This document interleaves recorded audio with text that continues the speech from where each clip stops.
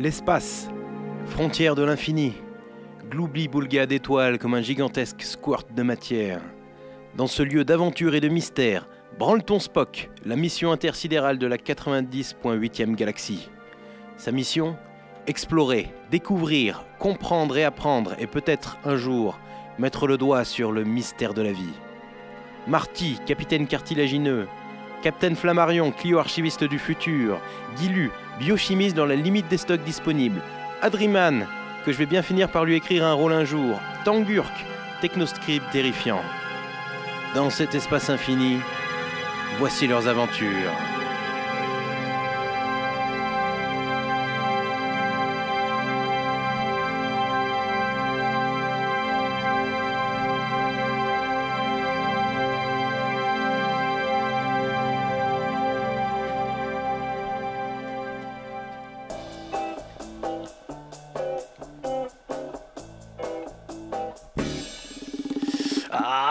Mais poussez, mais...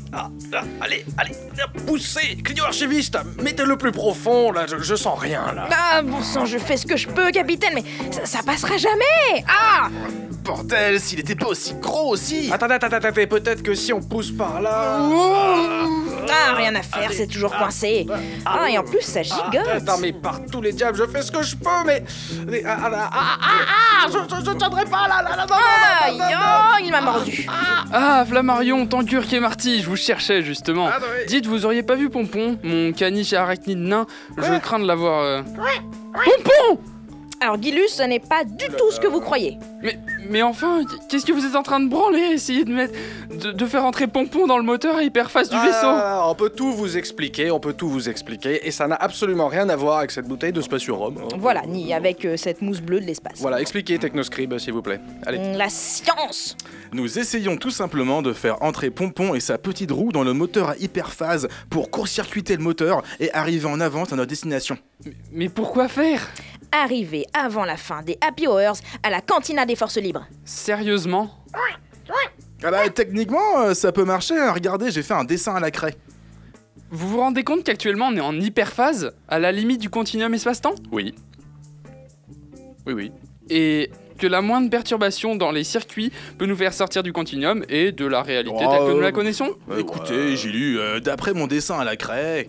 À la craie du cul, oui. Vous voulez dire que vous voulez faire quoi? Voyager dans le temps? Enfin, j'ai lu, allez, ne soyez pas si rabat-joie, et... Tiens, passez-nous donc les mini-carottes de Pompon, voulez-vous Non mais vous êtes tarés. Mais non. Tout ça parce que vous n'aimez pas mon animal de compagnie, espèce de sadique. Oui, enfin, je vous rappelle que Pompon, avant d'être un caniche arachnide nain, est avant tout un spacehugger garou. Ouais, et que ce truc a câliné à mort une dizaine de membres d'équipage la nuit dernière. Ouais, calmez-vous, mon vieux, rien de grave à nous arriver, Rivendell, l'intelligence artificielle du Branton Spock, écoutez-moi. Alarme, perturbation dans les moteurs hyperphase. Propulsion hors de la réalité, telle que vous la connaissez. Dans 3. Et voilà. 2. Merde. On avait pourtant fait un dessin à la craie. 1. Bonne année! Allez, propulsion.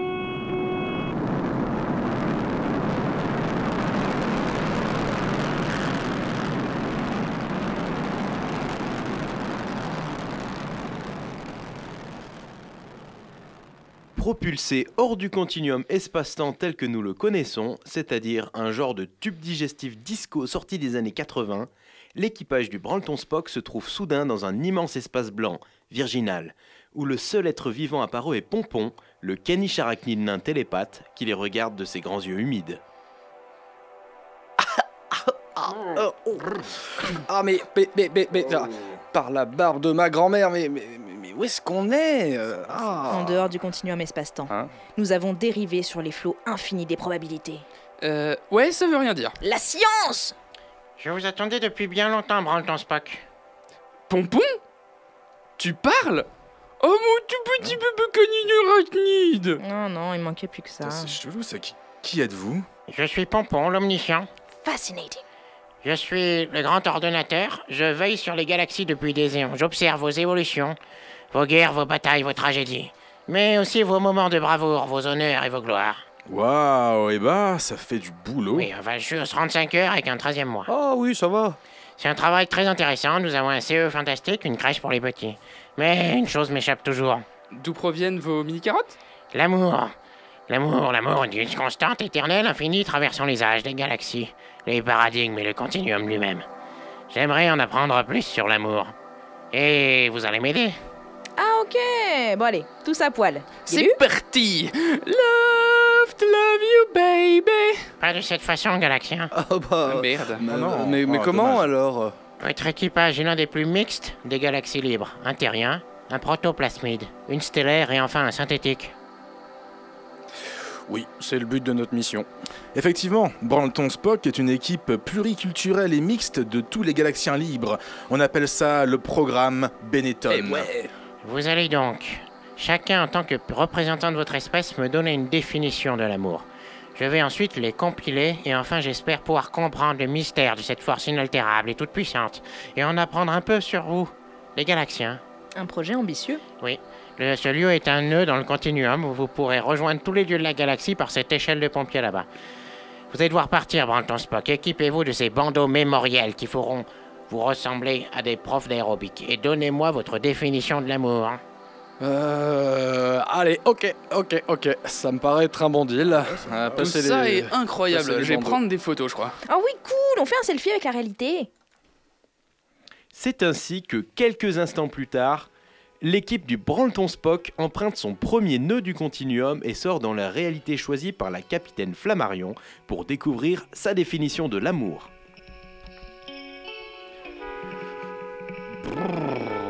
Waouh, ça caille ici.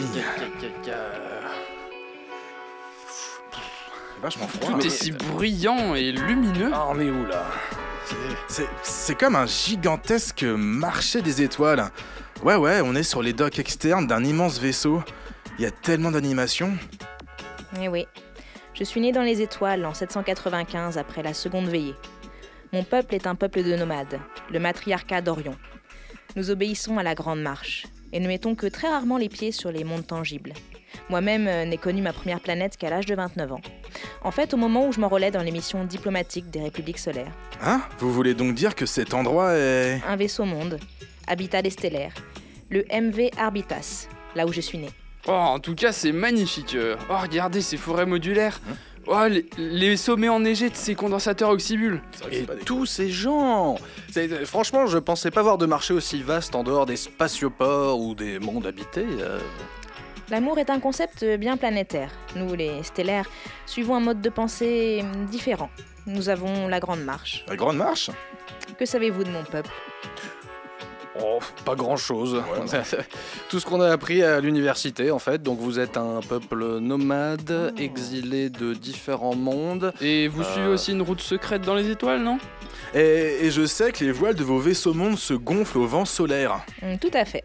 Et nous provenons tous d'une seule et unique galaxie, la 63e.4. La 63e.4. Vous voulez parler de... Celle qui a disparu? Oui, précisément. Nos ancêtres les Manciens étaient de grands conquérants. Ils ont fait plier toutes les galaxies adjacentes, de la 63e.1 à la 63e.9.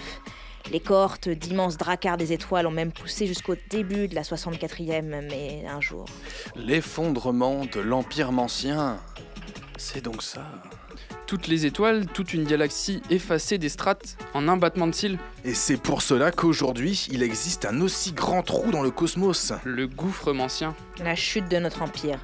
Du jour au lendemain, tout s'est effondré, littéralement.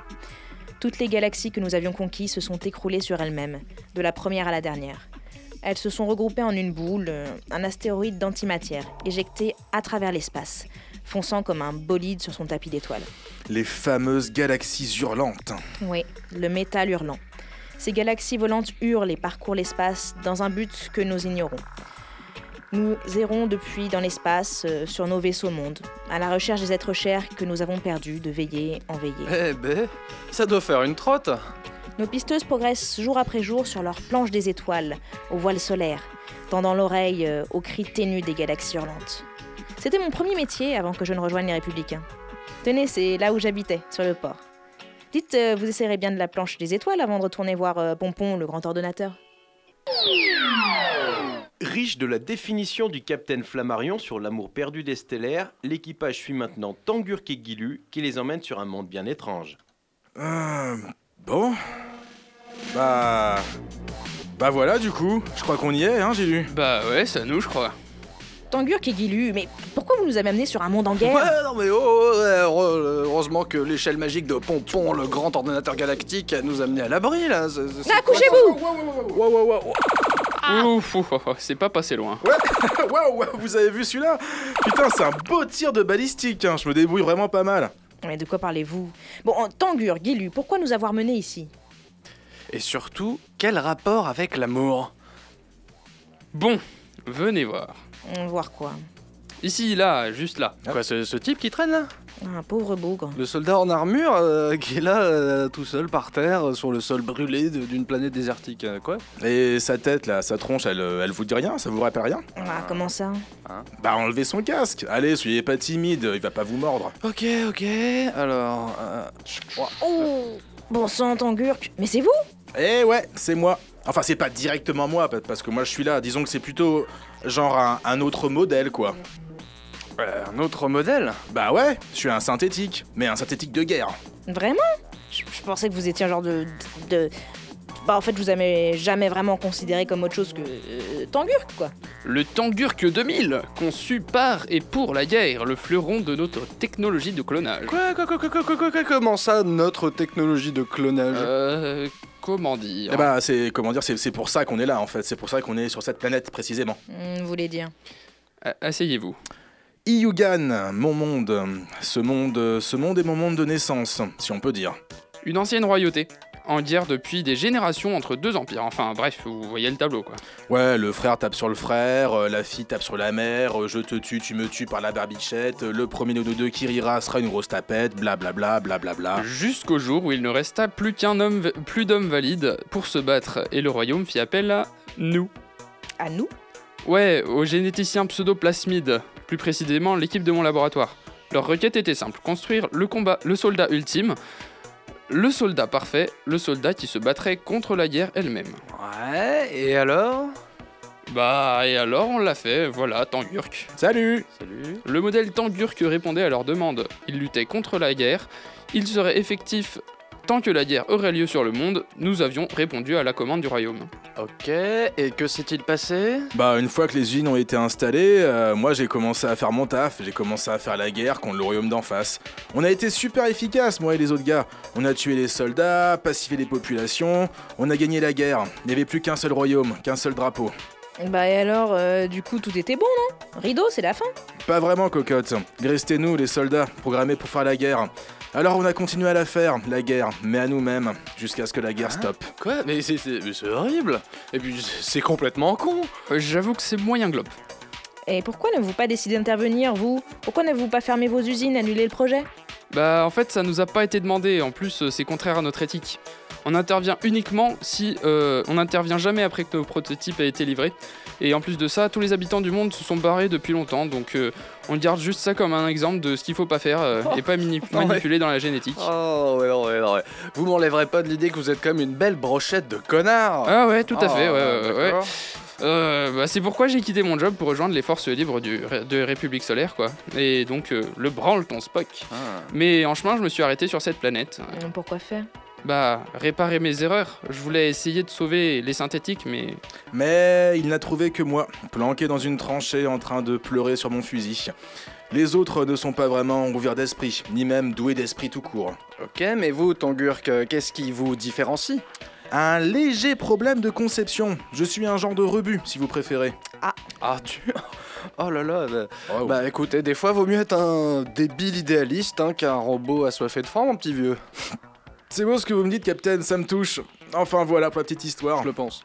Quant à l'amour, nous, les pseudoplasmides, avons une définition de l'amour particulière. C'est-à-dire? Bah, on considère un peu comme une tâche, un modus operandi que nous choisissons et suivons jusqu'au bout de notre vie. Une fois que nous l'avons atteint, c'est l'illumination, un genre de nirvana. Et nous pouvons enfin mourir et rejoindre l'état uni. Mon amour à moi, ma voie de l'amour, est de réparer mes erreurs commises et de rendre l'univers un poil meilleur. En d'autres termes, mon amour, c'est Tangurk. Ah, j'ai lu mon vieux, ça. Ça me fait toujours un passement au cœur quand vous dites ça. Moi, par définition, je suis un synthétique, je suis juste une espèce de robot qui est incapable d'aimer ou d'avoir des sentiments ou ce genre de trucs qu'ont les biotiques comme vous. Enfin, si l'homme tofu dit qu'il m'aime, ça me va. Et puis, de toute façon, c'est le seul qui m'ait jamais tendu la main, alors...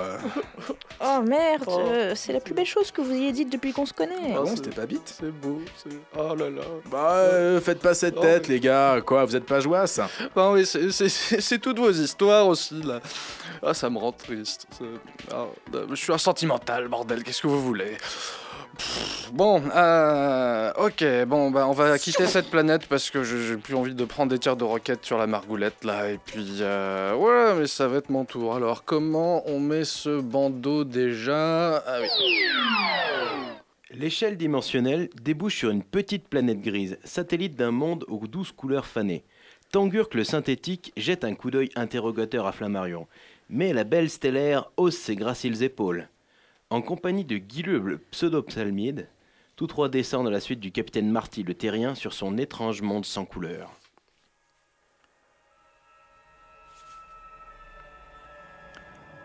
Nous allons à travers une jungle basse, aux végétaux gris et froids, dont les branches cassantes bourgeonnent en fleurs de béton.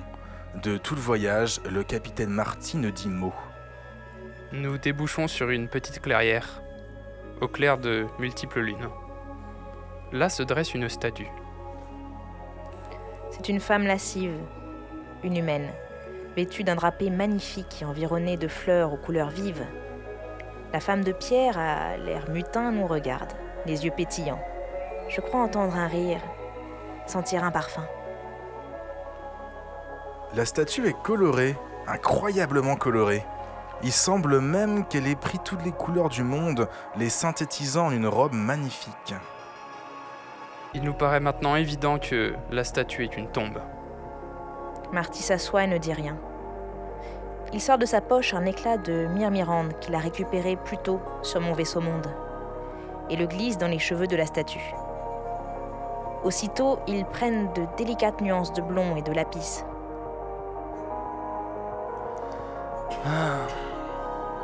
Elle aurait aimé cette couleur. Elle aimait toutes les couleurs, en fait.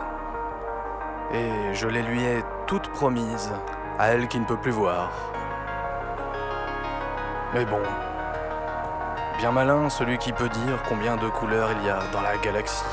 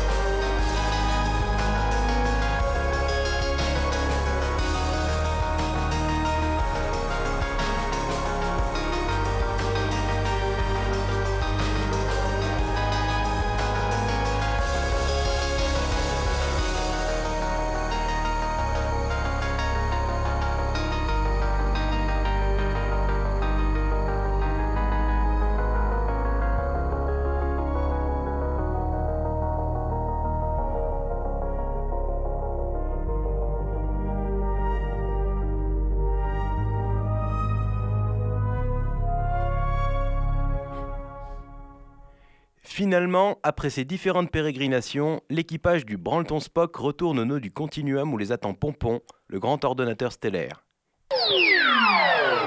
Ah, Branleton Spock, vous êtes de retour. Alors, avez-vous fait l'expérience de l'amour? Ouais, on a essayé, quoi. Bon, tiens, reprenez nos bandeaux mémoriels. Ah, non, ce ne sera pas la peine. Ce ne sont que de bêtes bandeaux de joueurs de tennis. Ils n'ont aucune propriété mémorielle ou quoi que ce soit. De quoi? Oh l'arnaque! Dur. Pompon, là, vous voulez dire que... Je vais vous dire quoi que Pompon n'est pas vraiment un caniche hamster tarentule qui parle. Hein? Vous êtes bien dans un nœud du continuum espace-temps, oui. Et je suis bien une entité, mais réelle ou de votre esprit, qui peut le dire. Et après tout... Est-ce bien vraiment important? Que voulez-vous dire? que la réalité dépend surtout du point de vue selon lequel on se place. Waouh. Et qu'il est manifestement dangereux et pas très malin de coller ses doigts dans un moteur à hyperphase quand on est déjà bien éméché. C'est pas faux. Mais vous n'allez pas tarder à vous réveiller, ne perdons pas de temps. Qu'avez-vous appris lors de vos voyages? Sur l'amour? Et tout le reste. Eh bien... Que c'est pas forcément drôle. Ça peut même être carrément triste. Ouais, ça fait un peu mal. Mais sans ça, je crois pas qu'on arrive vraiment à avancer. C'est un peu comme de l'eau sur une terre sèche. Ça fait germer et donne le meilleur de nous-mêmes. Wow, on serait pas en pleine pub des enfoirés, là? C'est vrai, vous avez tous un peu raison, mais ne tombons pas dans le pathos facile. Ah, l'amour. J'ai beau être une entité universelle, intemporelle et immortelle, je n'y comprends pas grand-chose. Dieu, diable, démon, des êtres supérieurs aux intelligences artificielles les plus complexes, nous ne sommes finalement rien par rapport à ce simple pouvoir, stupide, banal et idiot de vous les Galaxiens. Qu'est la force d'aimer? Vous pouvez être traîné dans la boue, mortifié dans vos chairs, brûlé à l'intenable chaleur des volcans du destin. Toujours l'amour demeurera intact en vous et vous poussera à gravir des montagnes, à sillonner des océans d'étoiles, à aller voir ce qui se cache là-bas, derrière les inénérables collines. Et à la fin, vous mourrez. Après une seconde, 1 heure ou 1000 ans, vous mourrez. Mais quelle importance en fin de compte, car dans votre vie, forcément, vous aurez aimé. Et à la fin, il ne reste que l'amour dans le tamis de vos vies. Et voilà les amis, c'est ainsi que s'achève cette 5e ou 6e ou 7e, je ne sais plus, aventure du Branleton Spock. Nous espérons qu'elle vous a plu. Sachez avant tout qu'elle a été faite avec amour, comme tout le reste. Passez de bons moments, de joyeuses fêtes. Nous vous aimons et surtout, vous, n'arrêtez pas d'aimer. À bientôt dans les étoiles.